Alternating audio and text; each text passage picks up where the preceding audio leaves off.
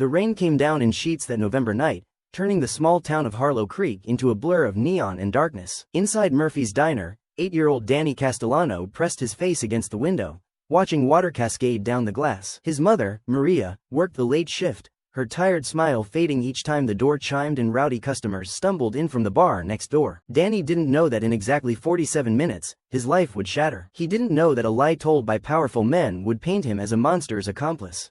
And he couldn't have imagined that his salvation would come from the very people his mother had always warned him about. The leather-clad men who rolled through town on thundering machines. Ghosts on the highway, outlaws in the eyes of the law. This is the story of how a child became a weapon, how truth became negotiable, and how 15 men society had already condemned became the last line of defense between an innocent boy and a system designed to devour him. It starts not with the crime, but with the lie. Maria Castellano had worked at Murphy's Diner for 3 years, ever since her husband's death in a construction accident left her with a mortgage she couldn't afford and a son to raise alone. The diner job was steady, if not glamorous. Tips were decent, and the owner, Ed Murphy, let her bring Danny after school on nights when childcare fell through. Danny was a quiet kid, did his homework in the corner booth, drew pictures on napkins, occasionally helped bus tables when Maria got overwhelmed. Regular customers knew him, patted his head, slipped him dollar bills for candy. One of those regulars was Councilman Robert Vance. Vance was everything Harlow Creek admired: successful businessman, pillar of the community, church deacon, father of 3. He stopped at Murphy's most evenings for coffee and pie, always friendly, always generous with tips. Maria appreciated his kindness. Danny liked that he asked about school and remembered details from previous conversations. What Maria didn't know, what nobody knew, was that Robert Vance had secrets that would destroy lives to protect. On that rainy November evening, Vance arrived at the diner around 9 p.m. The dinner rush had ended. Only a few customers remained, a truck driver at the counter, an elderly couple in a booth, and Danny doing homework in his usual corner. Evening, Maria, Vance said with his practiced smile. Coffee and pecan pie? Coming right up, Mr. Vance. Vance took his usual table near the back. 20 minutes later, he approached the register to pay. Maria had stepped into the kitchen. Danny, trying to be helpful like his mother always taught him, hopped off his stool. I can ring you up, Mr. Vance. Mom showed me how. That's okay, sport, I'll wait for your mom. But Maria was dealing with a spill in the back. The truck driver had left. The elderly couple was focused on their meal. And in that moment of casual normalcy, Robert Vance did something that would haunt him. He pulled his phone from his pocket to check messages. The screen illuminated briefly, just long enough for Danny, standing at the register, to glimpse something that made his young mind recoil in confusion and instinctive disgust. Images, children, poses that Danny's 8-year-old brain couldn't fully process but knew were wrong in some fundamental way. Vance saw the boy's face change, saw the moment Danny's eyes widened, saw recognition dawn, not of what the images meant, but that they were bad, secret, wrong. Their eyes met, and in Vance's expression, Danny saw something that terrified him more than the images: calculation. What did you see? Vance asked quietly. Nothing, Danny stammered, stepping back. Danny. Vance's voice was still friendly, but something underneath had shifted. You didn't see anything, right? Sometimes phones show pop-up ads. Spam. Nothing real. You understand? Danny nodded, though he didn't understand. He just knew he wanted his mother. Maria returned from the kitchen. Sorry about the wait, Mr. Vance. No problem at all. The practiced smile was back. You've got a helpful son there. Vance paid, left a $20 tip, and walked out into the rain. Danny didn't mention what he'd seen. He didn't have words for it. But that night, he had nightmares. 3 days later, FBI agents raided Robert Vance's home and office. Someone had sent an anonymous tip to the National Center for Missing and Exploited Children, a detailed report about Councilman Vance's online activities, including file-sharing patterns that matched known child exploitation networks. The FBI's Cyber Crimes Unit had been building a case for 6 weeks, monitoring, documenting, preparing for the moment when they had enough evidence to act. That moment arrived on a Tuesday morning. Agents found exactly what the tip promised: encrypted folders containing thousands of illegal images, chat logs with other predators, evidence of production and distribution. Robert Vance's carefully constructed life disintegrated in 90 minutes. But Vance was a survivor. Rich, connected, resourceful, and when wealthy predators face consequences, they don't go down alone, they drag others with them. His lawyer, Marcus Gould, was expensive and ruthless. Within hours of the arrest, Gould had crafted a defense strategy that was as brilliant as it was monstrous. We don't deny the material was on his devices, Gould explained in a private jail cell meeting. We say it was planted. And we know exactly who did it. Who? Vance asked desperately. Maria Castellano, the diner waitress, single mother, immigrant family, financially desperate. We say she planted the material on your phone when you weren't looking, hoping to blackmail you. When you refused to pay, she reported you to authorities. But that's insane. Why would she? Doesn't matter if it makes sense. It matters if we create reasonable doubt. And here's the beautiful part. Her son was present during your interactions. A child witness. If we can suggest the child was coached, that he's part of the scheme, you want to accuse an 8-year-old? Gold's smile was cold. I want to create a narrative where the jury questions everything. Was the evidence planted? Was the witness manipulated? Is this really about justice or about an opportunistic immigrant trying to extort a prominent citizen? Vance should have been horrified. Should have refused. But when facing life in prison versus freedom, morality becomes negotiable. Do it, he whispered. The counterattack began immediately. Gould called a press conference before the prosecution could control the narrative. Standing on the courthouse steps, he delivered a performance worthy of an Oscar. My client, Councilman Robert Vance, is the victim of a sophisticated blackmail scheme, Gould announced to assembled cameras. Maria Castellano, an employee at Murphy's Diner where Mr. Vance was a regular customer, planted illegal material on his phone and then reported him to authorities when he refused to pay her extortion demands. She used her young son as an accomplice, coaching the child to provide false testimony. The accusations hit like napalm. Within hours, every news outlet in the state was running the story. Not councilman arrested for child exploitation, but was prominent citizen framed? Shocking extortion scheme alleged. Maria Castellano's life exploded. Reporters camped outside her small rental house. Neighbors who'd been friendly suddenly avoided eye contact. Someone spray-painted, "extortionist," on her car. The school called, suggesting Danny might be more comfortable finishing the semester with home instruction, given the attention. Immigration and Customs Enforcement showed up at her door, anonymous tip about employment eligibility. Though Maria's papers were perfectly legal, the timing was suspicious, the message clear. We can make your life hell. But the worst came when Child Protective Services arrived. Mrs. Castellano, the social worker, said with bureaucratic detachment, "We've received reports of concerning behavior regarding your son. Allegations that he's been coached to provide false testimony in a criminal case. We need to evaluate whether the home environment is appropriate." "This is insane," Maria said, tears streaming. "We're the victims here. That man. What he had on his phone. That's for the courts to determine. Right now, our concern is Danny's welfare." They didn't remove Danny that day, but the threat hung in the air like smoke. One more complaint, one more allegation, and they'd take him, place him in foster care while they investigated.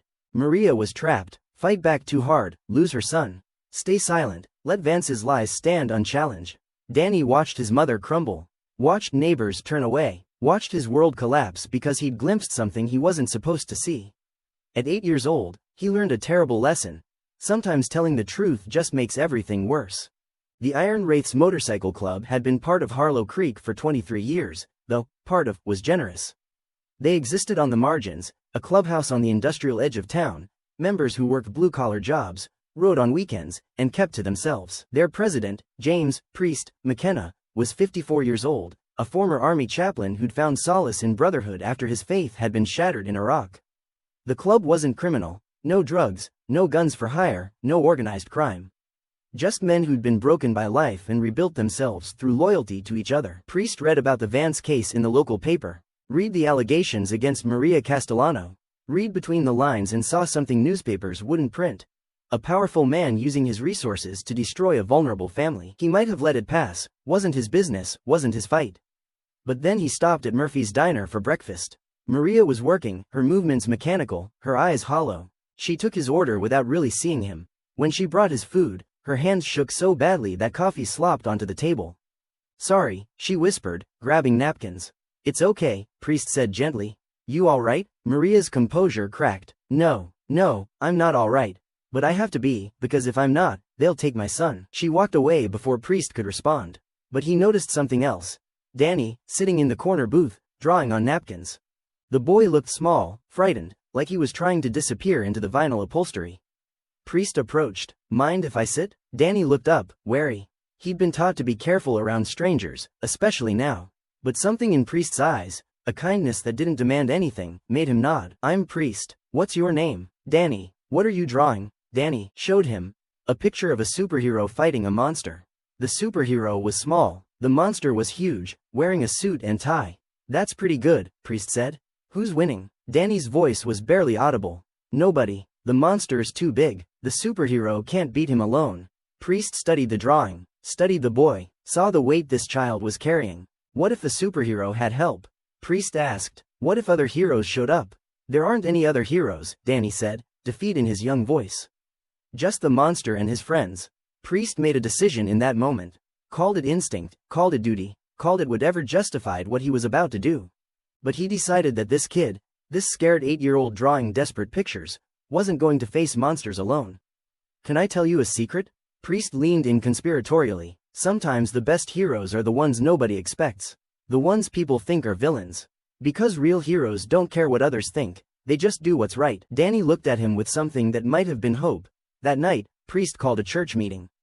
15 men gathered in the Iron Wraith's clubhouse, mechanics, veterans, construction workers, a paramedic, a long-haul trucker. Men who society viewed with suspicion but who'd built a family from shared scars. Priest laid out the situation. A kid saw something he shouldn't have. Now a rich predator is trying to destroy the kid and his mother to save himself.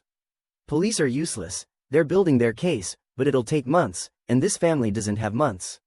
CPS is circling. The kid's being traumatized, and nobody's helping them. What can we do?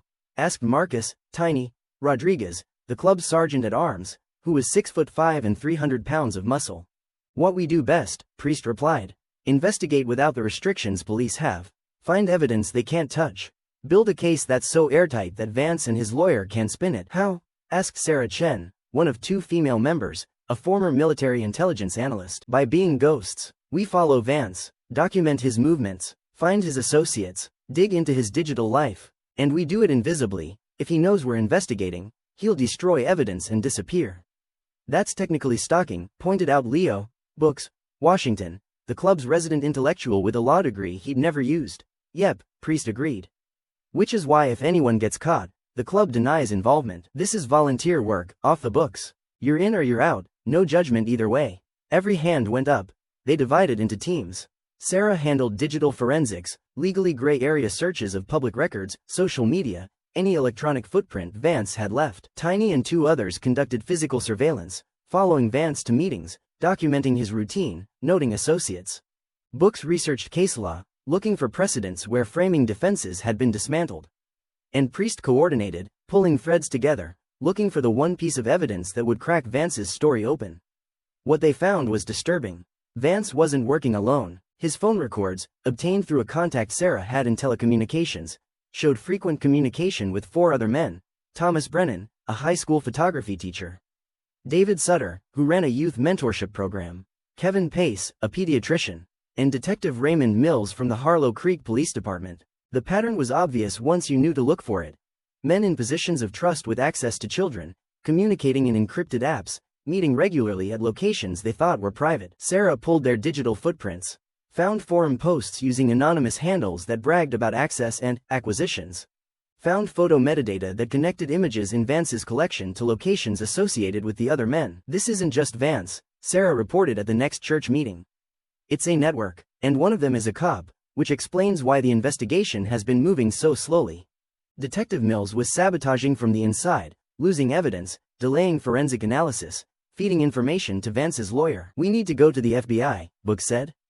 With what? Priest countered. We have illegally obtained evidence that would be inadmissible in court.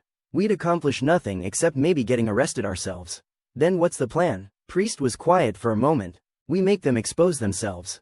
We create a situation where they act out of desperation and document everything legally. How? We use the one weapon they can't defend against, the truth. And we make sure it comes from a source they can't discredit. The plan was risky. It required Danny's cooperation, which meant getting Maria's approval. Priest visited her at the diner during a slow afternoon. Mrs. Castellano, I know you don't know me. I know you have every reason not to trust anyone right now. But I need 10 minutes to explain something that might save your son. Maria should have refused, should have called police, but desperation makes you see clearly, and she saw something in Priest's eyes that she'd stopped seeing in others. Genuine concern without ulterior motive. She listened as Priest explained who the Iron Wraiths were, what they discovered, and what they proposed. You want to use Danny as bait? Maria's voice shook with fury. I want to give Danny the chance to tell his story in a way that can't be dismissed or manipulated, Priest corrected. We've found evidence that Vance and his associates are panicking. They know the FBI investigation is thorough. They're looking for ways to discredit Danny before trial. If we can get them to approach Danny directly, to threaten or bribe him while we're recording, That's conspiracy, witness tampering, ironclad charges that bypass all the reasonable doubt garbage. You're asking me to put my 8-year-old in danger. No, I'm asking you to let us protect him while he's already in danger. Because right now, you're alone. And they're winning. Maria looked at Danny, who was drawing in his corner booth. Her baby, her reason for everything. If I say no, then we drop it, walk away, no hard feelings. But the attacks on you will continue, and eventually CPS will find an excuse to remove Danny for his protection. You'll lose him anyway, just slower. And if I say yes? We do this smart, safe, with backup at every stage, and we document everything so that when it goes to trial, there's no room for lies. Maria closed her eyes. What do you need? They wired Danny with a recording device so small it was practically invisible, button camera on his shirt, audio recorder in his shoe. Maria was wired too, and 4 Iron Wraiths members positioned themselves around the diner in plain clothes, looking like regular customers. The bait was simple. Let it slip through channels they knew. Detective Mills monitored that Danny would be alone at the diner Tuesday evening while Maria met with a lawyer. Create an opportunity, see if anyone took it. They took it. At 7:15 p.m., Thomas Brennan, the photography teacher, entered Murphy's diner. Ordered coffee, sat 3 booths away from Danny, waited 15 minutes, then slid into Danny's booth like they were old friends. Hey there, sport, you're Maria's son, right? Danny, coached on what to say, nodded nervously. Are you a friend of my mom's? Something like that. Listen, I heard you're having some trouble. People saying mean things about you and your mom. That must be hard. Yeah, the thing is, Brennan leaned in, his voice lowering, all of this could go away. The mean people, the reporters, all of it. Your mom could even get some money. Enough to move somewhere nice, start over. How? All you'd have to do is tell people you made a mistake, that you didn't really see anything on Mr. Vance's phone, that you got confused. Kids get confused all the time, nobody would blame you. But I did see something, Danny said, his voice small. Brennan's friendly demeanor slipped. Listen carefully. Bad things happen to kids who tell lies about important people. Your mom could get deported. You could end up in foster care. Or worse things. Things I really hope don't have to happen. Understand? Danny's eyes filled with tears, real fear, not performance. I understand. Good boy. So when the FBI asks you questions, you're going to say you were confused, right? You're going to say you didn't see anything bad? Okay. Smart kid. Brennan stood, ruffled Danny's hair in a gesture that made the boy's skin crawl. Remember, this conversation never happened. And if you tell anyone, I'll know. We'll all know. He left the diner. Danny sat frozen, his small body shaking. Priest, disguised in a contractor's work clothes 3 booths over, had recorded everything. The recording went to the FBI that night, not through official channels where Detective Mills could intercept it, but directly to the special agent in charge of the Cyber Crimes Unit. Along with it came all the evidence the Iron Wraiths had compiled, phone records, photo metadata, surveillance documentation. This is illegally obtained, the FBI agent said, looking at Priest across a secure conference room. Most of it, yes, Priest admitted, but the recording of witness tampering was made by a minor protecting himself, with his mother's consent, in a public place. That's legal, and it gives you probable cause to obtain warrants for everything else. The agent studied the evidence. Studied Priest. You know I should probably arrest you for half the things you just admitted to. You could, Priest agreed. Or you could arrest the predators who've been operating in this town for years while your investigation got sabotaged from the inside. The agent made a decision. I didn't see you tonight. This evidence arrived anonymously, and if anyone asks, I'll say it came from a concerned citizen hotline. Appreciated. Don't thank me. If this goes sideways, I'll deny this conversation ever happened. It didn't go sideways. FBI raids happened simultaneously at 6 a.m. Wednesday morning. Vance's home, Brennan's apartment, Sutter's house, Pace's office, and Detective Mills' home. They found encrypted devices, hidden hard drives, a sophisticated network that had been operating for 8 years. Brennan, faced with the recording of his witness tampering and evidence of his own crimes, broke within hours. Gave up everyone, testified to everything. The network collapsed like a house of cards. Vance's lawyer tried to maintain the framing defense, but it was DOA. The recording of Brennan threatening Danny demolished the narrative that Maria had planted evidence. You don't threaten witnesses over a fake crime. All 5 men took plea deals rather than face trial. Sentences ranging from 20 to 40 years. No parole. The charges against Maria were quietly dropped. CPS closed their investigation, apologizing for the misunderstanding. The spray paint on her car was professionally removed, paid for by the town council, new members, with Vance's seat vacant. Danny returned to school. Kids who'd bullied him suddenly wanted to be friends, which was confusing but manageable with help from a therapist who specialized in child trauma. Maria tried to thank Priest and the Iron Wraiths. They declined. "We didn't do it for thanks," Priest said when she caught him at the diner months later. "We did it because it needed doing." "But why? You didn't know us. We're nobody to you." Priest smiled sadly. "We're men who've been judged unfairly. Who've been written off as criminals or troublemakers because of how we look or what we ride. We know what it's like when people decide you're guilty before hearing your side. Your boy deserved someone in his corner who wouldn't quit just because things got hard. You saved him." "Nah. He saved himself by being brave enough to tell the truth even when it was dangerous. We just made sure people listened." The story spread through the motorcycle community like wildfire. Not the official version, the FBI press release crediting anonymous tips and thorough investigation, but the real story. The one about how the Iron Wraiths had gone to war for a kid they didn't know, against enemies they couldn't afford to fight, because it was right. Other clubs started calling them the Ghost Riders, men who appeared when justice had failed, fought battles the law couldn't or wouldn't fight, then disappeared back into the margins. The Iron Wraiths didn't embrace the nickname publicly, but privately, in their clubhouse, they hung a photo above the bar, Danny's drawing of the superhero fighting the monster. Except now, the superhero wasn't alone. 15 figures stood behind him, wearing leather cuts, riding motorcycles into battle. Danny had added them himself, his child's drawing transforming from despair to hope in crayon and marker. Underneath, Maria had written, "To the men who proved that heroes don't always wear capes. Sometimes they wear leather and ride steel horses. You saved my son. You saved us. We will never forget." 5 years later, Danny was 13. Growing strong, thriving in school, still drawing, though his artwork had evolved from desperate fantasies to complex stories about underdogs overcoming impossible odds. He visited the Iron Wraiths clubhouse one Saturday with his mother's permission. Priest was working on his bike in the garage. "Can I ask you something?" Danny said. "Sure, kid. Why did you really help us? I've read about motorcycle clubs. Most people think you're dangerous. Criminals. Why risk your reputation to help someone like me?" Priest wiped grease from his hands, considering his answer carefully. "You know what the difference is between an outlaw and a criminal?" "No. A criminal breaks laws because they don't care about right and wrong. An outlaw breaks laws when laws are wrong. Sometimes the system, police, courts, all of it, gets corrupted. When that happens, someone has to stand outside the system to fix it. We're comfortable being outsiders. Been outsiders our whole lives. But you could have been arrested. Lost everything. Yeah, but you know what we would have lost if we did nothing? The ability to look at ourselves in the mirror. This club, it's not about motorcycles or leather cuts or looking tough. It's about brotherhood, and brotherhood means protecting people who can't protect themselves, even when it costs us." Danny absorbed this. "I want to join your club someday." Priest smiled. "Tell you what, you finish school, go to college if that's your thing. Build a good life. Then, if you still want to ride with us, we'll talk." "But Danny, the best way to honor what we did isn't by joining our club.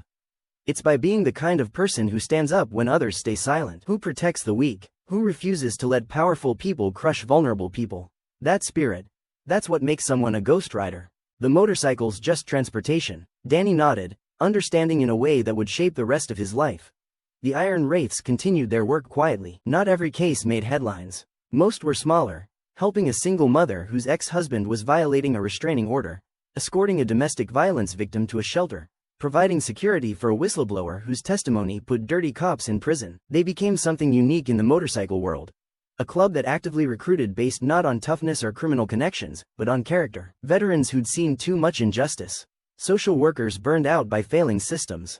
Former cops disgusted by corruption. People who'd been failed by institutions and decided to become the institution that didn't fail.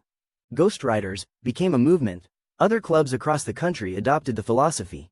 Use your resources, your mobility, your willingness to operate outside traditional structures to protect people the system ignored. They established a network, shared intelligence, coordinated operations. By the 10th anniversary of Danny's rescue, the Ghost Riders network spanned 38 states and had assisted in over 400 cases: missing children, trafficking victims, domestic violence survivors, whistleblowers, anyone trapped between powerful predators and indifferent institutions. Priest, now 64 and considering retirement, sat in the clubhouse one evening reading letters from people they'd helped. Hundreds of stories, thousands of lives changed. Sarah Chen, now the club's vice president, sat down beside him. "You ever wonder if we're actually making a difference? We save a few people, but the system that fails them is still broken." "Yeah, I wonder," Priest admitted. "But then I think about Danny. About Maria. About every person who wrote these letters. We didn't fix the system. That's work for politicians and activists and people braver than us. We just made sure that while the system's broken, a few people don't get crushed by it. That's enough, is it, though? Priest looked at the photo of Danny's drawing, still hanging above the bar. Kid asked me once why we helped him. I told him it was about being the person who stands up. Maybe that's our real legacy, not the people we saved directly, but the people those people become. Danny's in college now, studying criminal justice. Maria volunteers with immigrant rights organizations. The people we help go on to help others. That ripple effect? That might be bigger than we'll ever know. Outside, motorcycles rumbled into the parking lot. New members arriving for church. Young men and women who'd heard the stories and wanted to be part of something that mattered. The Ghost Riders were growing. Not as criminals, not as vigilantes, but as men and women who refused to accept that injustice was inevitable, that vulnerable people were disposable, that power always won. They were ghosts, operating in the margins, appearing when needed, disappearing before credit or blame could stick. They were riders, moving constantly, never settling into complacency, always chasing the next person who needed help. And they were a club, a brotherhood and sisterhood bound not by crime or profit, but by the simple conviction that someone had to give a damn when everyone else had given up. Danny Castellano graduated from law school at 26, passed the bar on his first attempt, got offers from prestigious firms that would have set him up for life. He turned them all down. Instead, he opened a small practice in Harlow Creek, Castellano and Associates, advocacy for the voiceless. His specialty was representing people the system had failed, immigrants facing deportation, abuse victims navigating restraining orders, children in custody battles, whistleblowers being crushed by retaliation on opening day. 15 motorcycles parked outside his office. The Iron Wraiths in full colors, a show of support that announced to the whole town. This lawyer is protected. This practice is sanctioned. Anyone who messes with his clients messes with us. Priest, now 70 and officially retired but still writing, was the first through the door. Proud of you, kid, he said, looking around the modest office. Couldn't have done it without you, Danny replied. Any of it? Sure you could have. We just made sure you got the chance. Danny walked to his desk, where he'd hung a framed piece of artwork. His childhood drawing of the superhero and the monster, now professionally preserved. But he'd added something, a new drawing, created with adult skill, showing what came after the battle. The monster was defeated, broken on the ground. The superhero stood tall, and behind him, the 15 Ghost Riders were riding away into the sunset, their work done, disappearing back into legend. I added the ending, Danny explained. The one I couldn't imagine when I was 8. Where the heroes win not by destroying the monster, but by making sure monsters can't hunt in the dark anymore. By creating light. Priest studied the image. That's better than my version of heroism. It's the same version. You taught me that heroes don't seek glory, they seek justice. They don't demand recognition, they demand accountability. And they never, ever abandon people just because helping is hard or dangerous or unprofitable. When'd you get so wise? When I was 8 years old and a group of dangerous criminals risked everything to protect me. Outside, motorcycles started their engines.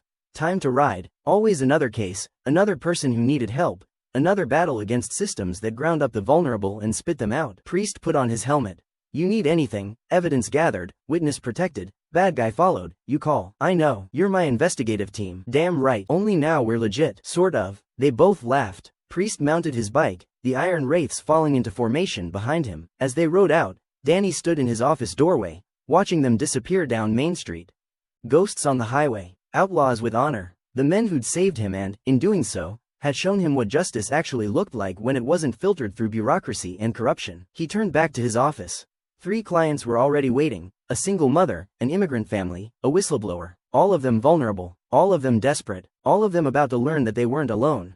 Because Danny Castellano had learned from the best, sometimes justice doesn't come from courtrooms or badges or official channels. Sometimes it comes from the highway, riding thunder, wearing leather, refusing to accept that the weak should be sacrificed for the comfort of the powerful. The Ghost Riders had taught him that, and now he'd spend his life teaching others. The motorcycle engines faded in the distance, but their echo remained, a reminder that somewhere out there, 15 men were watching, ready to ride when called, eternal guardians of those the system had forsaken. Not for glory, not for profit, not for recognition, just because someone had to give a damn, and they'd chosen to be those someones.